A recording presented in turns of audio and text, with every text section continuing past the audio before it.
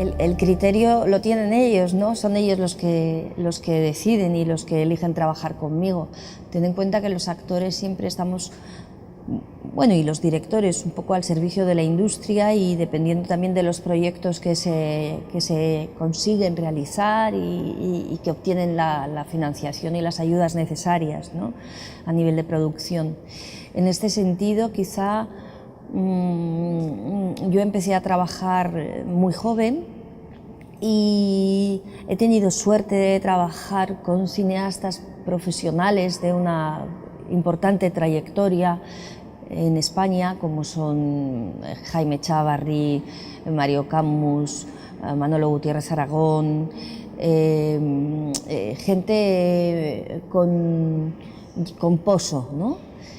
Y al mismo tiempo surgió en los años 90 una nueva generación de cineastas que comenzaban a hacer proyectos nuevos con una visión personal, subjetiva, ¿no?, con su visión y a contar historias de guiones propios, y en esa generación aparece Julio Medem, aparece Juanma Bajo Ulloa, aparece Álex de la Iglesia, que son directores ahora ya reconocidos, ¿no?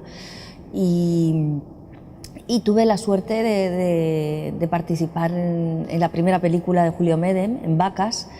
Cuando yo leí aquel guión me quedé muy impactada porque el estilo, la mirada de Julio, su forma de escribir y la historia que contaba era algo que no había visto antes, y me llamó muchísimo la atención. Y sí que es verdad que tuve la intuición o la sensación de tener entre manos un proyecto importante de alguien con muchísimo talento. Julio es una persona muy especial, es un hombre con una sensibilidad muy particular y bueno, y su cine lo demuestra. Entonces conectamos, hubo mucha química entre los dos y estábamos rodando Vacas cuando ya me habló, por ejemplo, de su siguiente película, que iba a ser La Ardilla Roja. Y en esta nueva generación también aparecen nuevos técnicos cinematográficos, operadores, directores de fotografía, gente con muchísimo talento y con una mirada diferente de hacer cine, y son los que, bueno, han ido transformando también el cine español, ¿no? Pero no soy yo quien elige los proyectos, son los proyectos los que me eligen a mí.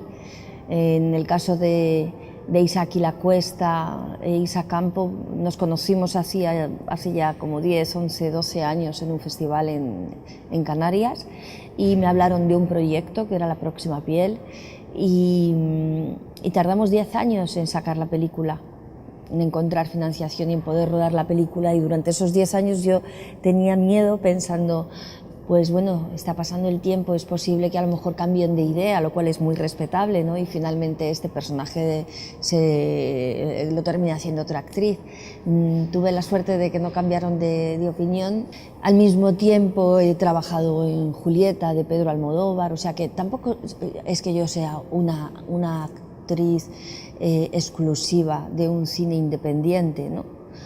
O de descubrir a nuevos cineastas, pero yo creo que se han dado así las circunstancias y las casualidades, ¿no? Sí que es verdad que, por ejemplo, también hice la ópera prima de Isabel Coixet, Demasiado viejo para morir joven, pero me gusta.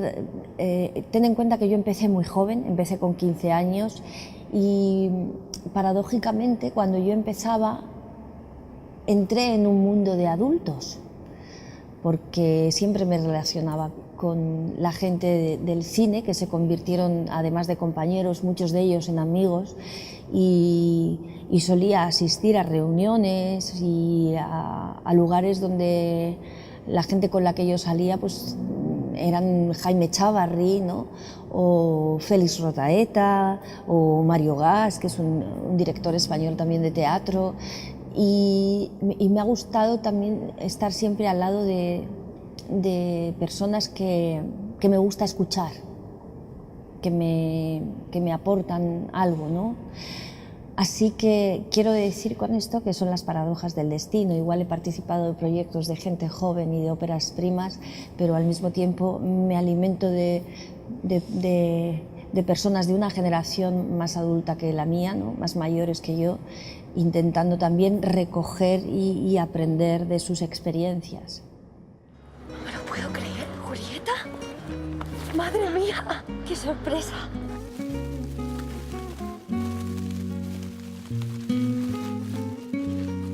Antía ha elegido su propio camino y usted no forma parte de él. Te vas, te voy a dar mi vida.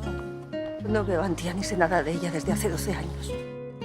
Si no te vas, vas a saber. Siempre supe que había algo importante en tu vida que nunca compartiste conmigo. Vas a tener lo que muy poca gente. Algo. Lo mejor que puedes hacer es quedarte en casa. Si te vas a pasar a lo de siempre. Julieta, mamá.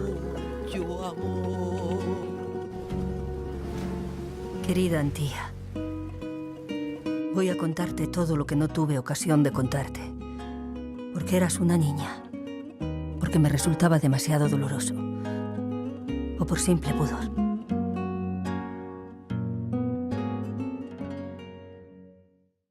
Pues cuando me llamó Pedro para tener una primera entrevista fue en el Festival de San Sebastián del año 2014. Yo estaba allí presentando una película de Isaac y la Cuesta, Murieron por encima de sus posibilidades, y tuvimos una primera entrevista.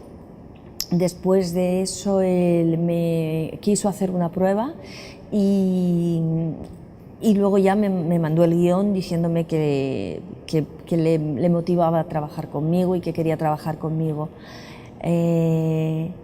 Curiosamente, el libro que yo estaba leyendo en aquella época era Escapada, Runaway, de Alice Munro, donde Pedro recoge los 3 relatos de esta novela y hace una versión que termina siendo Julieta.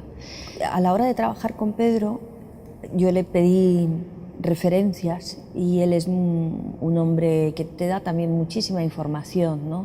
Era un personaje muy complejo, entonces había que encontrar, yo necesitaba encontrar el tono adecuado para poder transmitir al espectador las emociones de las que habla Julieta, ¿no?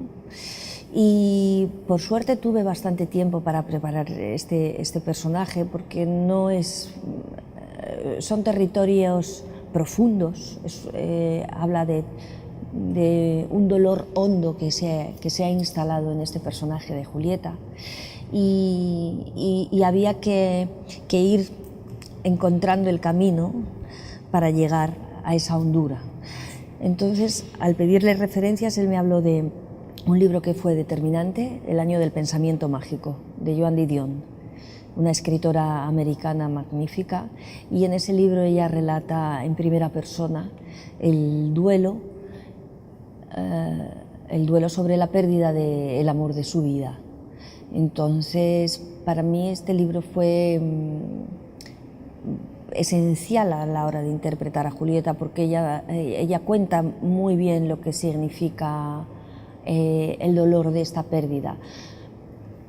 Ella habla de la muerte de su marido, pero sí que es verdad que hay lugares comunes con la ausencia, con el dolor, con el abandono, con la pérdida, ¿no?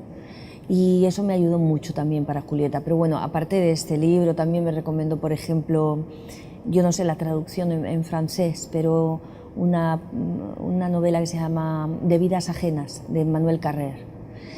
Y luego también me habló de muchas películas, Las horas, con Julianne Moore, Meryl Streep y Nicole Kidman, porque es verdad que los 3 personajes están en la estela de Julieta. bueno, todo lo que significa el trabajo de composición de un personaje, ¿no? Cuanta más información tengas, cuantas más imágenes uno tiene, más aromas, ¿no? Todo eso te ayuda muchísimo a la hora de preparar tu personaje. Y en ese sentido, pues fíjate, empezamos a preparar en enero y yo me incorporé al rodaje en el mes de julio, o sea que durante todo ese tiempo pude impregnarme de estas emociones y la verdad que estoy muy agradecida de haber tenido ese tiempo, porque no siempre en un proyecto de cine tienes tanto tiempo para preparar. Y a mí una de las cosas que más me gusta en el proceso, en mi trabajo, en este oficio, es el proceso de creación, el proceso de composición de un personaje, ¿no?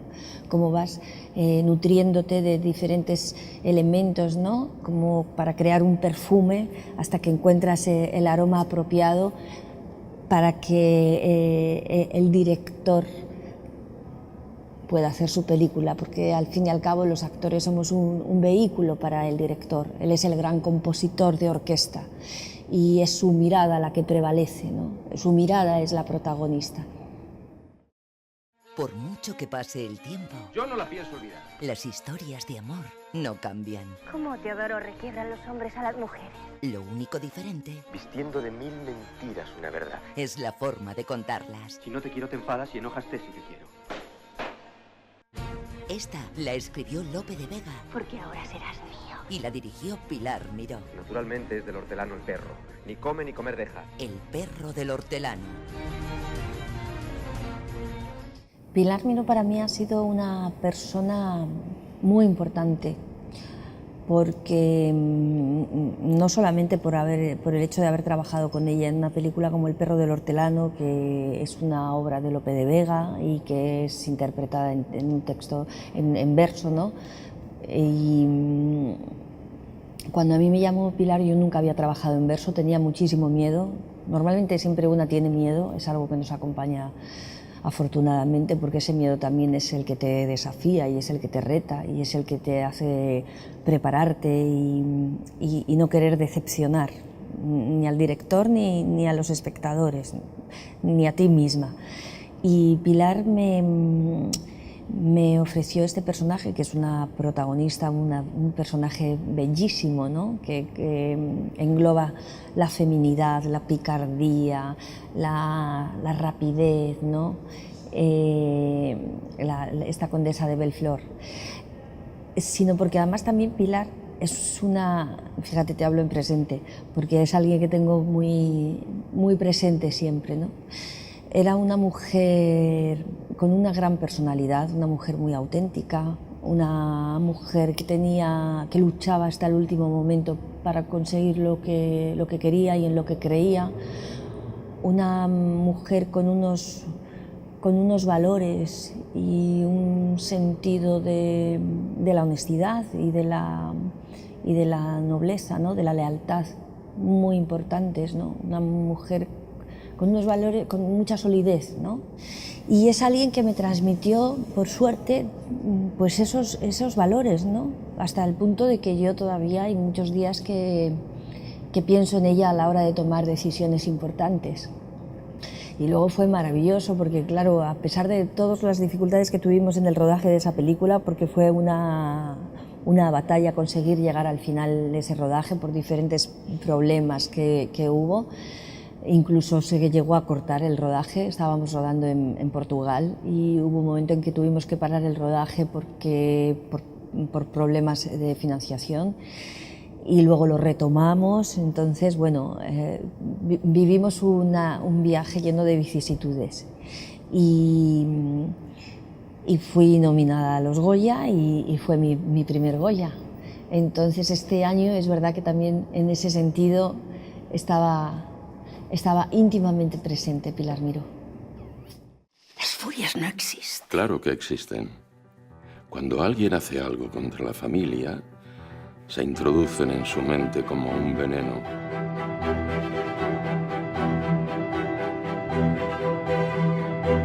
Por eso hay que tener mucho cuidado con lo que uno hace con los suyos.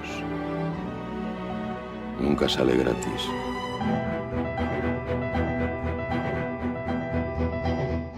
Las Furias, bueno, yo a Miguel del Arco le conocí hace muchos años porque Miguel tiene una larga trayectoria ya no solo como director, sino como actor. Él empezó trabajando como actor, trabajó en musicales, o sea que es un director muy completo y eso se agradece mucho a la hora de trabajar con él, porque conoce perfectamente el mundo del actor, sabe de nuestras inseguridades, entonces es alguien que también te da muchísima información y sabe qué resortes tiene que tocar, ¿no? Cuál es el detonante para provocar tu reacción. Él se suele rodear también de una familia con la que suele trabajar con los mismos actores. En este caso coincidíamos Gonzalo de Castro, Carmen Machi, Bárbara Leni, José Sacristán, Alberto San Juan. En fin, había muchos, Elizabeth Gelabert, Macarena Sanz, había muy buenos actores. Él tenía este guión escrito desde hacía años, yo cuando lo leí me quedé impresionada, me pareció una historia increíble, trepidante y muy vertiginosa. Y había un personaje que me ofrecía, después de haber trabajado con él en teatro. Habíamos trabajado juntos en Deseo, con Belén López, que está aquí como jurado, por cierto. De ahí nos conocemos Belén López y yo. Y también estaba Gonzalo de Castro y Luis Merlo. Y bueno, pues feliz, ¿no? Feliz de poder coincidir con él y de formar parte de su ópera prima. Él había dirigido ya varios cortometrajes, o sea que es alguien muy sólido en ese sentido. Es alguien muy valiente y él creó un grupo de teatro que se llama Kamikaze y ahora está dirigiendo el Teatro Pavón, que es un teatro con una iniciativa privada y con una importante programación, lo cual es admirable, ¿sabes? Porque hay que ser muy valiente para implicarte en un proyecto así de estas dimensiones ahora mismo en el panorama cultural español. Y bueno, Las Furias ha sido una película que desgraciadamente no ha tenido una gran distribución y no ha tenido mucha proyección, porque finalmente el cine a veces, a mí me da mucha rabia, ¿no?, con lo que cuesta hacer una película y que luego muchas veces se estrene en circuitos por un tiempo determinado y mucha gente se queda sin verla. O sea, tienes que meterte en internet, buscarla, pero es difícil acceder a las grandes salas, ¿no?, para ver a veces estas películas. Así que es muy de agradecer a este festival que difunde y divulga la cinematografía española, al Festival de Nantes.